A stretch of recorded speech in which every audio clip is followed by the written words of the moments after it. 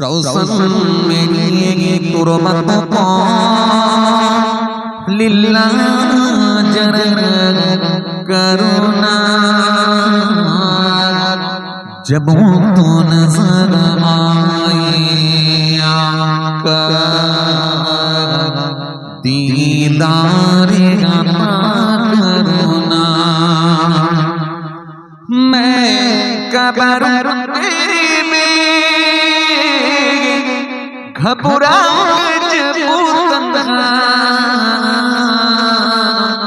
इमदाद तो मेरी करोनी आज रसूल अल्लाह इमदाद तो मेरी करोनी आज रसूल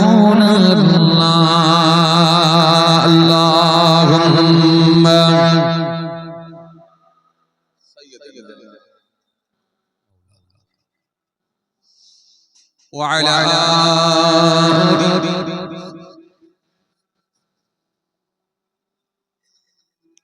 وقال الله تعالى في كلامه المجيد والفرقان الحميد إن الله يأمركم أن تؤدوا الأمانات إلى أهلها وإذا حكمتم بين الناس أن تحكموا بالعدل إن الله نعم ما يعظكم به إن الله كان سميعا بصيرا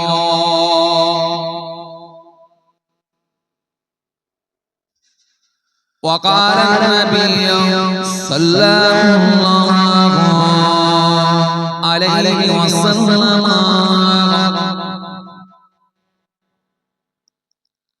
من ترك الكذب وهو باطل بني له قصر في ربط الجنة ومن ترك المراء وهو محق بني له في وسطها ومن حسن خلقه بني له في عناها إلى آخر الحديث أو كما قال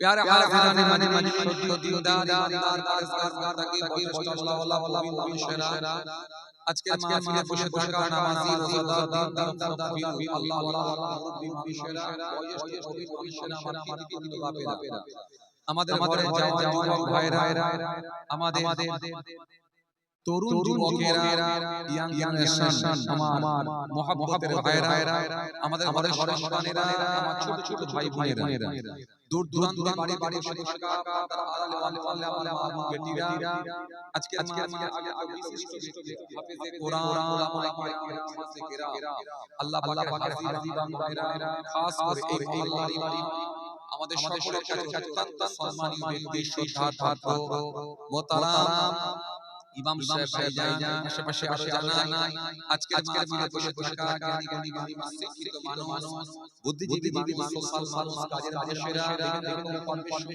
সম্পৃক্ত আজকের মাহফিলে বসে থাকা দিন দরদি ইসলাম দরদি আল্লাহ ওয়ালা মানুষেরা বিভিন্ন পাড়া থেকে বিভিন্ন গ্রাম থেকে দূর দূরান্ত থেকে আগত মেহমান আজকের মাহফিলে একাধিক ইউটিউবার ভাইরা যারা দিনের প্রচারের সঙ্গে দিনের কাজের সঙ্গে সম্পৃক্ত আজকের মাহফিলে বসে থাকা ব্যবসায়ী ভাইরা সোশ্যাল মানুষেরা কাজের মানুষেরা ব্যবসায়ী ভাইরা সবাইকে আমার অন্তঃস্থল থেকে অনেক অনেক সালাম শুভেচ্ছা ভালোবাসা জানিয়ে খুব অল্প সময় সংক্ষিপ্ত কিছু বয়ান করে আপনাদের মধ্যে থেকে বিদায় পাশাপাশি আরো জানাই আল্লাহর জানি ছেড়ে বিদায়ের জন্য সম্মান ত্যাগ করেছেন ধরা ত্যাগ করেছেন এই প্যারাবেরিয়া পাকিস্তানে 3.5 জায়গা অধিকার করে অপেক্ষারত ইন্তজার করছেন ওয়েট করছেন কিয়ামতের দিনের জন্য জানাই তাদেরকে আমি আমার অন্তঃস্থল থেকে সালাম এবং মোবারকবাদ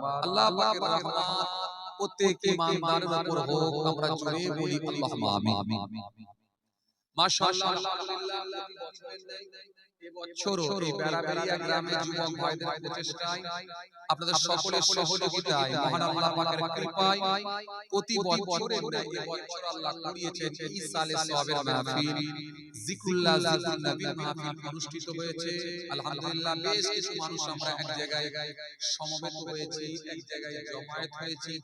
আল্লাহ মাহফিলকে কবুল করেন, আমরা জোরে বলি আল্লাহুম্মা আমিন। ভাইরা আমার, বন্ধুরা আমার, সাথী মহব্বতের ভাইরা, কষ্ট আপনাদেরকে দেব না, খুব বেশি সময়ও নেব না। বর্তমানে এখন জলসা মাহফিলটা বেশি বেশি হচ্ছে, আবার ওয়াজ শোনার ব্যবস্থাপনাটাও অনেক উন্নত মানের হয়ে গেছে। প্রত্যেকের পকেটে পকেটে এখন মোবাইল ফোন, অ্যান্ড্রয়েড ফোন এসে পৌঁছে গেছে। শুধু 299 299 টাকা রিচার্জ করলে আপাতত 28 দিনের জন্য হুজুর পকেটে চলে আসছে। তো সুতরাং এই আজকের দিনে ওয়াজের অভাবটা আর নাই, সেটা পূরণ হয়ে গেছে। অভাব যেটা, সেটা হচ্ছে আল্লাহওয়ালা মানুষের অভাব। আল্লাহওয়ালা মানুষের সংখ্যা কমে যাচ্ছে, নেক মানুষের সংখ্যা কমছে। শুধু যে দাড়িওয়ালা টুপিওয়ালা কমছে এমনটা বলি না, কিন্তু নামাজি দাড়িওয়ালা টুপিওয়ালা কিন্তু খুব একটা কমেনি, বাড়ছে। কিন্তু আল্লাহওয়ালা লোকের সংখ্যা কমছে, ধার্মিক লোকের সংখ্যা কমছে। এই মানুষটার আজকের দিনে একটু অভাব চলছে। বাকি সব যেদিকে দেখবেন সেদিকটাই দেখবেন আর অভাব নাই, সব কিন্তু কমপ্লিট হয়েছে, পূরণ হয়ে গেছে। তো ভাইরা আমার আসেন, হজ নসিহতটা তো এখন রোজের ব্যাপারই হয়ে গেছে। শুধু তাই নয়, শুধু যে বাংলা তা না, ভারতের বিভিন্ন রাজ্যেও জলসা হচ্ছে। কথা বুঝে আসছে? সারা পৃথিবীর বিভিন্ন দেশেতে তাকরীর চলছে, নসিহত চলছে। কি কথা ঠিক কি না? হজ নসিহত হচ্ছে আলহামদুলিল্লাহ, ভারতের বিভিন্ন রাজ্যে হচ্ছে। গত পরশুদিনে আমি রাজস্থানে প্রোগ্রাম করলাম, কালকে এসে পশ্চিম বাংলার জমিনে ওয়াজ করলাম। পরশুদিনে রাজস্থান, তার আগের দিনে পশ্চিম বাংলায় ছিলাম। পশ্চিম বাংলায় জলসা করতে করতে বললাম আল্লাহ হায়াতে রাখলে কালকে রাজস্থানে জলসা করব। রাজস্থানে গিয়ে জলসা করতে করতে বললাম ভাই আল্লাহ হায়াতে রাখলে আগামীকাল পশ্চিম বাংলায় গিয়ে ওয়াজ করব। তো এই মানুষ তো এখন পাখির নাই হয়ে গেছে, কোথায় আল্লাহ কাকে পৌঁছে দেয়। তো যাই হোক, খুব কষ্ট আপনাদেরকে দেবো না, সব আমাদের জানা আলহামদুলিল্লাহ। দরকার শুধু মানা। যে ব্যক্তি মেনে নিতে পেরেছেন নিশ্চিত ভাবে সেই মানুষটাই জ্ঞানার হয়েছে।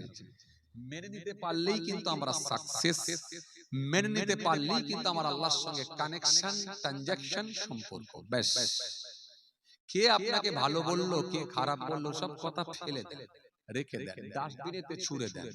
আপনি খালি চেষ্টা করুন, আপনার বিবেক, আপনার মন আপনাকে বলবে ভালো। এই বিবেক যদি সার্টিফিকেট দেয় ভালো, জানবেন মহান আল্লাহর কাছে আপনি ভালো।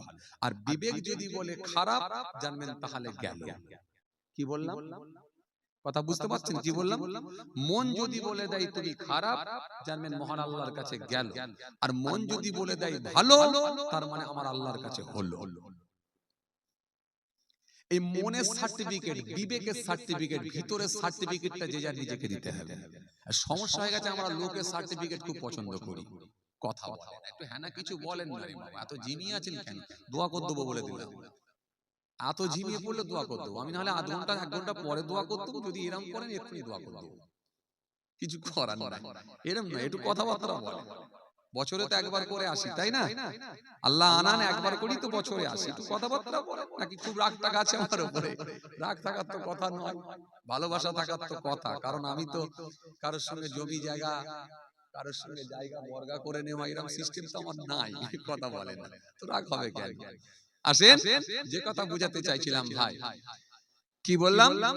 বিবেক, আপনার মন, আপনার ভিতর থেকে সার্টিফিকেট নিতে হবে। এই মন যদি সার্টিফিকেট দেয়, বিবেক যদি বলে দেয় ভালো, জানবেন আল্লাহর কাছে ভালো। আর সমস্যা হয়ে গেছে, আমরা লোকের সার্টিফিকেট খুব পছন্দ করি। লোক যেন ভালো ভালো কথা বলে, লোক যেন আমাকে হাজী সাহেব বলে, লোক যেন আমাকে পীর সাহেব বলে, লোক যেন আমাকে হুজুর সাহেব বলে, লোক যেন আমাকে মুয়াজ্জিন সাহেব বলে, লোক যেন আমাকে একটা কিছু সাহেব বলে ডাকলে একটু ভালো লাগে। কথা বলে না। অন্তত কিছু না হলো একটু যদি পয়সাওয়ালা হয়ে যায় তাহলে একটা সাহেব হওয়া যাবে। কথা বলে না। আমার নানা জান বলতেন, বাবা যদি থাকে রস তাহলে খোদা বক্স। খোদা বক্স সাহেব আছেন? দরজার কাছে গিয়ে বলছে খোদা বক্স সাহেব আছেন।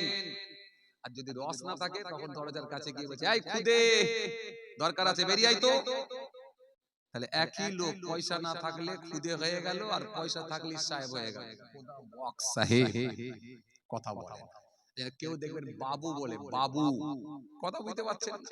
তো বড় লোক অন্তত হতে হবে। যদি কিছু মানুষ দেখবেন বড় লোক হওয়ার খুব ইচ্ছা চালায়, মেরে ধরে কেড়ে কুড়ে যে কোনো ভাবে বড় লোক হলে আমি একটা জায়গায় পৌঁছে গেলাম। কিন্তু এই পৃথিবীতে যে ক্ষণস্থায়ী লারাঘাটা করবে, খালি হাতে আবারই তো যাবে, এটাই তো সিস্টেম। কিন্তু ভাইরা আমার আসেন, ভুল বুঝবেন না, আল্লাহওয়ালা ব্যক্তি যারা হবেন তারা দুনিয়াকে বিসর্জন দেবেন, দুনিয়াকে তারা ডিভোর্স দেবেন, দুনিয়াকে তারা তালাক দিয়ে দেবেন। আল্লাহওয়ালা মানুষ যারা হবেন এই দুনিয়ার লোভ লালসা চাহিদা থেকে বিমুখ থাকবেন, দুনিয়ার সঙ্গে তাদের সেই সম্পর্ক থাকবে না। তারা জানেন কানেকশন সম্পর্ক একমাত্র আমার মালিকের সঙ্গে করতে হবে। এই সম্পর্কটা যদি তৈরি করতে পারি তাহলে নিশ্চিত ভাবে আমি কেনার। আর এই লোকগুলোকে কিন্তু আল্লাহ পছন্দ করেন। ইয়া আইয়ুহান নাস, হে মনুষ্য জাতি, মানুষ সকল, উবুদু, ইবাদত করো, জিকির করো, উপাসনা করো, আরাধনা করো কার? রব্বাকুম, তোমার রবের, তোমার আল্লাহ। আল্লাযী, যিনি খলাকাকুম, তোমাকে সৃষ্টি করেছেন, ওয়াল্লাযীনা মিন ক্বাবলিকুম, তোমার পূর্বের মানুষগুলোকে সৃষ্টি করেছিলেন। উদ্দেশ্য অন্য কিছু নয়, একটাই উদ্দেশ্য, লাআল্লাকুম তাত্তাকুন, যাতে করে তোমরা মুত্তাকি, পরহেজগার, খোদা ভীরু হয়ে যেতে পারো। জোরে বলতে পারেন না সুবহানাল্লাহ? হ্যাঁ, আল্লাহ বলছেন যদি আমার হুকুম মানো তোমরা তাহলে পরহেজগার, তাকওয়াওয়ালা, মুত্তাকি বলে আমার কাছে গণ্য হবে। তাহলে হুকুম মানলে লাভটা আমাদেরই, আমার আল্লাহর কোনো লাভ না। হুকুম মানলে পরহেজগার হয়ে যাবে, খোদা ভীরু হয়ে যাবে, ওই মানুষগুলোকে কিন্তু আল্লাহ পছন্দ করবে। এজন্য আসুন আপনি এই জায়গায়, আমরা এই জায়গায় আসার চেষ্টা করি, ও লোকের সার্টিফিকেট ছেড়ে দিয়ে আমার মালিকের কাছে যেন প্রিয় হতে পারি, লাআল্লাকুম তাত্তাকুন, যেন মুত্তাকি আমরা হয়ে যেতে পারি। তাহলে ইনশাআল্লাহ কাজ আছে, তাহলে ইনশাআল্লাহ কাজ আছে। আর এই লোকগুলো কি আল্লাহ পছন্দ করেন? বালা মান আওফা বিহদিহি ওয়াত্তাকা ফাইন্নাল্লাহা ইউহিব্বুল মুত্তাকিন। আল্লাহ বলছেন ওয়াদা যারা পূরণ করেছে আর তাকওয়া যারা অবলম্বন করেছে, এই ব্যক্তিগুলো কি আমি আল্লাহ পছন্দ করি, ওরাই আমার কাছে মুত্তাকি ব্যক্তি। জোরে বলতে পারেন না? হ্যাঁ, এই লোকগুলো যখন আল্লাহর কাছে প্রিয় বান্দা হিসাবে আল্লাহ যখন এনাদেরকে ঘোষণা দেবেন, ওই মানুষগুলোই কেনার, এছাড়া লাভ কিছু নেই। ও দাড়ি ফেক দাড়ি হতে পারে, টুপি ফেক হয়ে যেতে পারে, জুব্বা ফেক হতে পারে, কোনো কাজ না আসতে পারে। এত সহজ নয়, কম্পিটিশনটা তো অনেক। 1000টা লোকের ভেতরে মাত্র একটা জান্নাতে যাবে, 1000টা লোকের ভেতরে মাত্র একটা জান্নাতে যাবে, 10,000 লোকের ভেতরে মাত্র 10টা জান্নাতে যাবে। 10,000 লোকের ভেতরে যদি 10টা জান্নাতে যায় তাহলে জাহান্নাম কটা যাচ্ছে? একটু হিসাব টিসাব বলেন না রে বাবা, নাক টাক সব বেঁধে ফেলেছেন যে। 9,990টা, 9,990টা জাহান্নামে যাবে। তার মানে বুঝতে পারছেন? আচ্ছা, আপনার কি মনে হয় এই 9,990টার ভেতরে কি দাড়িওয়ালা, টুপিওয়ালা, নামাজি ছিল না? কথা বলে ছিল কি ছিল না? এটা হ্যাঁ না বলেন না রে বাবা, ছিল না? ছিল না? ছিল।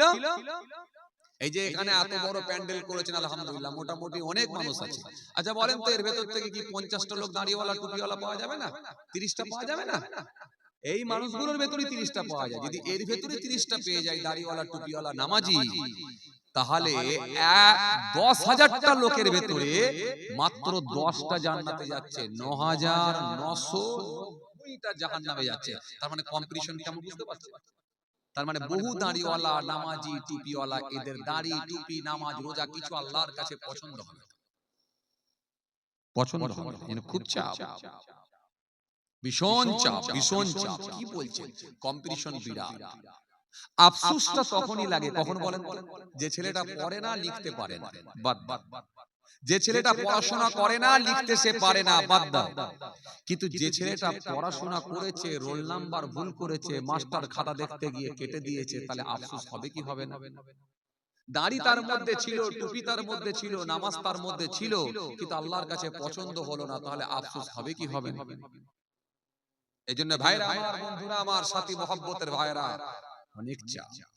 অনেক চাপ। তার মানে ওই মানুষগুলো দাড়ি টুপি জুব্বা থাকলেও উদখুলু ফিস সিলমি কাফা, এই জায়গাতে তারা আসতে পারে না, সম্পূর্ণভাবে ইসলামের মধ্যে দাখিল হতে পারে না। যার কারণেই কিন্তু আল্লাহর কাছে প্রিয়জন হতে পারেনি, আল্লাহর কাছে প্রিয় বান্দা হিসাবে গণ্য হয়নি। যারা হয়েছে আল্লাহ কবুল করেছেন। খাজা গরিবে নওয়াজকে আল্লাহ কবুল করেছেন, ওয়াইস কুরুনি রহমাতুল্লাহ আলাইহি হুজুরকে আল্লাহ কবুল করেছেন, মুজাদ্দিদ আল ফিসানি রহমাতুল্লাহ আলাইহি হুজুরকে আল্লাহ কবুল করেছেন, ফুরফুরা শরীফ পীর আবু বকর সিদ্দিক রহমাতুল্লাহ আলাইহি দাদা হুজুরকে আল্লাহ কবুল করেছেন, কাইয়ুমুজ জামান বড় হুজুর কেবলা মুফতি আজম মেজলা হুজুর, মারিফাতের ভান্ডার সেজলা হুজুর, মাদাজাত ওলি হযরতে নূহ হুজুর, আশিকে রাসূল আমার নানাজান ছোট হুজুর আল্লাহ কবুল করে নিয়েছেন। বজিরার আল্লামা রুহুল আমিন রহমাতুল্লাহ আলাইহি হুজুর, নিসারউদ্দিন রহমাতুল্লাহ আলাইহি হুজুর, সুফি আব্দুল মোমেন সাহেব রহমাতুল্লাহ আলাইহি হুজুর, পীরনগরী দাদাজান আব্দুল আজিজ কেরমানি রহমাতুল্লাহ আলাইহি হুজুর, জি এই মানুষগুলোকে আল্লাহ কবুল করে নিয়েছে। ইবাদত করি, তারা মুত্তাকি হয়েছেন, পরেজগার হয়েছেন, খোদাবিরু হয়েছেন, কবুল হয়ে গেছে, কবুল হয়ে গেছে। আর আল্লাহ যাকে কবুল করে নেবেন, আমার আল্লাহর স্থির থাকতে পারেন না, জিবরাইলকে ডাকেন, জিবরাইল, এ জিবরাইল, আমি ওই ব্যক্তিটাকে পৃথিবীর জমিনে কবুল করেছি, ওই গ্রামে বেড়াবেড়িয়াতে অমুকের ছেলে অমুক, অমুকের ছেলে অমুক, অমুকের পোতা অমুক, তাকে আমি আল্লাহ ভালোবেসেছি, জিবরাইল তুমিও তাকে ভালোবেসে নাও। জোরে বলতে পারেন না? হে তরুণিয়া নওজওয়ান যুবকেরা, হে আমার মুরব্বিরা, বাবা রাসূলকে দেখে আমার আল্লাহ সহ্য করতে পারেন না, সেই সময় আমার আল্লাহ ঘোষণা দিয়ে থাকে, ও জিবরাইল, বেড়াবেড়িয়া গ্রামে অমুকের ছেলে অমুককে আমি আল্লাহ বড় পছন্দ করি, আমি আল্লাহ বড় ভালোবাসি, জিবরাইল আমি আল্লাহ তোমাকে বলি তুমিও তাকে ভালোবাসো।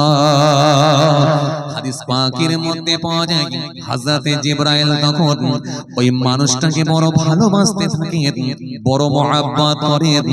আমার আল্লাহ সেই সময় বলেন, এ জিবরাইল দেরি করো না, দেরি করো না, গোটা আসমানে একটু ঘোষণা করে দাও, অ্যালার্ট করে দাও, জানিয়ে দাও, অমুক গ্রামে অমুক পাড়াতে অমুকের ছেলে অমুককে আমি আল্লাহ ভালোবেসেছি, ও জিবরাইল তুমিও ভালোবেসেছো। আর একটু আসমানে তো ঘোষণা দিয়ে দাও, অ্যালার্ট করো, সংবাদ দাও যে আসমানের ফেরেশতারাও যেন তাকে ভালোবাসে। আরো জোরে বলেন, আরো জোরে বলেন।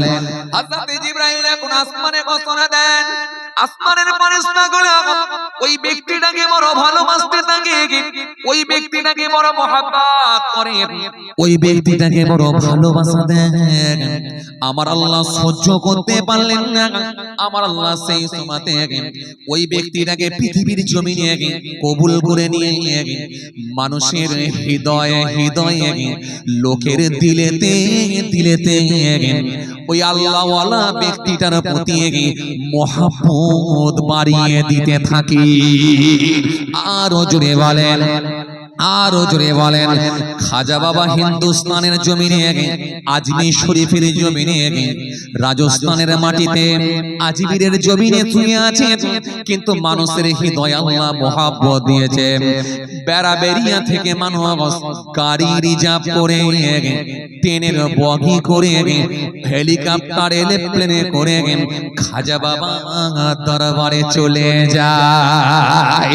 ফুরফুরা শরীফে পীর আবু বকর সিদ্দিক রহমাতুল্লাহ আলাইহি ওজন শুয়ে আছেন, কিন্তু মানুষের হৃদয়ে আল্লাহ মহব্বত দিয়েছেন, ভালোবাসা দিয়েছেন।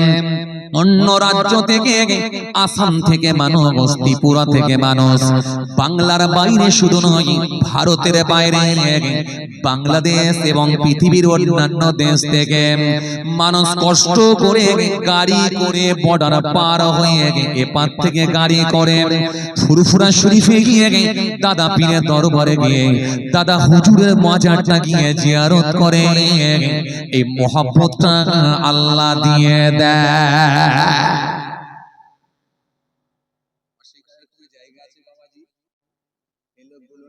ভাইরাল নয়, এই লোকগুলো মোবাইলে ভাইরাল নয়, এলো মানুষগুলো নেটে ভাইরাল নয়, এই মানুষগুলো ছবি তুলে ভাইরাল করতে হয় না, ইউটিউবে ছাড়তে হয় না, ফেসবুক পেজ ইনাদের ছিল না, ফলোয়ার্স ছিল না, লাইক করো, কমেন্ট করো, শেয়ার করো কোনোদিন বলে না। কিন্তু মানুষের হৃদয়ে আল্লাহ মোহাব্বত দিয়েছে, সারা পৃথিবীতে খাজা সাহেবের নাম পৌঁছে গেছে। মানুষের হৃদয়ে আল্লাহ মোহাব্বত দিয়েছে, বড় পীরের নাম সারা পৃথিবীতে পৌঁছে গেছে। জানাদেরকে আল্লাহ কবুল করেছে, গোটা পৃথিবীতে তিনাদের নামগুলোকে আল্লাহ পৌঁছে দিয়েছে। কথা কিছু বুঝতে পারছেন বাবাজি? ভাইরা আমার, বন্ধুরা আমার, সাথী মোহাব্বতের ভাইরা, এই মানুষগুলোই তো মুমিন, এই মানুষগুলোই তো ঈমানদার। এই জন্য আমার আল্লাহ কোরআনে কারীমের মধ্যে বললেন, ইন্নামাল মুমিনুনা ইখওয়াতুন ফাসলিহু বাইনা আখওয়াইকুম ওয়াত্তাকুল্লাহ লাআল্লাকুম তুরহামুন। এই আয়াতের মধ্যে আমার আল্লাহ সুন্দর করে বললেন, আমার আল্লাহ সুন্দর করে জানালেন, ইন্নামাল মুমিনুনা ইখওয়াতুন, মুমিন হলো ভাই ভাই, ফাসলিহু বাইনা আখওয়াইকুম, তাদের মধ্যে যদি সমস্যা তৈরি হয়, মনোমালিন্য হয়ে যায়, অল্প মধ্যে মনোমালিন্য হয়, তাদের মধ্যে যদি কোনো বিবাদ দেখা দেয়, মুমিন সর্বসময় আপোষ করে নেবে, মুমিন সর্বসময় মীমাংসা করে দেবে। ওয়াত্তাকুল্লাহ, এরা আমি আল্লাহকে ভয় করবে। বুঝতে পারছেন? কথা বুঝতে পারেন না? চাচা আমার মুখে দাড়ি আছে, মাথায় টুপি আছে, চায়ের দোকানে গিয়ে এমন কিলিকবাজি করছে, বাপ বেটায় ঝগড়া লাগাচ্ছে, কথা বলে না। এরম চাচা নেই? আরে কথা বলছেন না কেন? এমন চাচা নেই? এমনি বলেছিলাম নাকি 10,000-এ 10 জন জান্নাতে যাবে? আসল চোরালি তো খুঁজে পাচ্ছেন না। ডিস্টার্ব কোন জায়গায় তো বুঝতে পারছেন, ওইটাই তো ডিস্টার্ব। ওই যে চায়ের দোকানে গিয়ে চাচা বাপ বেটায় লড়াই লাগিয়ে দিয়েছিল, কেন? ওই যে চাচতো ভাই বড় লোক হয়ে যাচ্ছিল, ভাইপোর মাথায় বিষ ঢেলে দিয়ে বাপের সঙ্গে লড়াই লাগিয়ে দিল চাচা। আবার জোহরের নামাজও পড়েছে, আসরের নামাজও পড়েছে, মাগরিবের নামাজও পড়েছে। আরে ডিস্টার্ব তো এই জায়গায়। আল্লাহ বললেন, দাড়িটা তোর পছন্দ হলো না, টুপিটা তোর পছন্দ হলো না, জুব্বাটা আমার পছন্দ হলো না, তোর মধ্যে মারাত্মক একটা চোরালি ছিল, ওটাকে তুই সারাতে পারলি না। 80 বছর একটা লম্বা হায়াত পেলি, কিন্তু তোর ডিস্টার্বটাকে তুই ধরতে পারলি না, সারাতে পারলি না। কথা বলে না, কিছু কথা মনে হয় বুঝতে পারেন না। হ্যাঁ, চাচা আমার ফজরের নামাজ পড়েছে, একদম ঠিক কথা। কে বলেছে নামাজ পড়ে না? কিন্তু ডিস্টার্ব তো আছে। ফজরের নামাজ পড়ে চাচা যখন জমির আল ছাড়তে গেছে, গিয়ে দেখে পাশের জমিওয়ালা সে বেচারাও জমির আল ছাড়ছে। আল ছাড়তে গিয়ে এমন ভাবে কোদালটা মেরেছে, মাত্র 8 করা আর বাকি আছে। তখন চাচা আমার টুপিটা খুলে নিয়ে পকেটের মধ্যে ভরে দিয়ে পাঞ্জাবিটা খুলে আলের মাথায় রেখে তখন বলছে, দেখ আমি নামাজ পড়া ধরেছি বলে কি গালাগালি ভুলে গেছি? কথা মনে বোঝে না, কথা মনে বুঝতে পারেননি। তখন পাশের জমিওয়ালাকে বলছে, কি ভাবছিস নামাজ পড়া ধরেছি বলে কি গালাগালি ভুলে গেছি? তখন বলছে, দেখবি এক্ষুনি তোর জন্মের আগে থেকে গাল দিয়েই আনি। তুই কি ভাবছিস এত সহজে ভুলে যাব?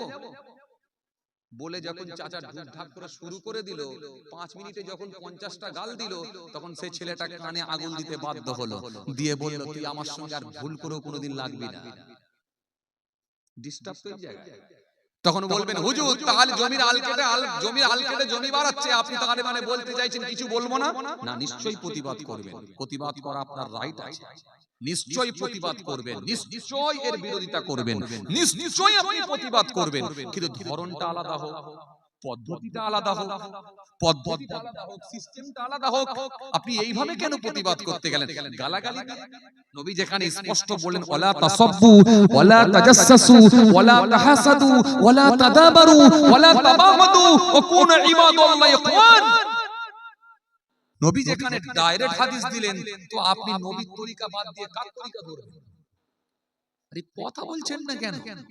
নবীর তরিকা বাদ দিয়ে কার তরিকা ধরবেন? নবী ডাইরেক্ট যেখানে বলছে গালি দিও না, অশ্লীল ভাষায় কথা বলো না, নবী যেখানে বলছে হিংসা করো না, নবী যেখানে বলছে মানুষের দোষ ত্রুটি অন্যের দোষ ত্রুটি খুঁজে খুঁজে খুঁজে খুঁজে বার করো না, নবী যেখানে বলছে অহংকার করো না, তো আপনি নবীর তরিকা ছেড়ে দিয়ে কথা বলছেন না কেন? হ্যাঁ না কিছু বলেন না রে বাবা। আপনারা কেন ভাবছেন যে আমাদেরকে বলছে তওবা তওবা তওবা তওবা? বিশ্বাস করেন আপনাদের সঙ্গে আমার কোনো রাগারাগি নেই, কোনো ঝগড়া নেই, কোনো মনোমালিন্য নেই। বিশ্বাস করেন আমি একেবারে সার্বিকভাবে বলছি, কাউকে ইন্ডিকেট করে বলিনি। বরং বেড়াবেড়িয়া গ্রাম ভালো, সারা গ্রাম খুঁজলে মনে হয় একটাও বিড়িখোর পাওয়া যাবে না। কথা বলে না, কিছু একটা বলেন কি জি, একটু মুখটুক খোলেন। একেবারে যে সব মুখটুক বন্ধ করে রেখে দিয়েছেন, ছোট বন্ধ, আবার ওপরে মাফলার বেঁধে আরো বন্ধ। দাঁত আছে না নেই কি করে বুঝবো আমি?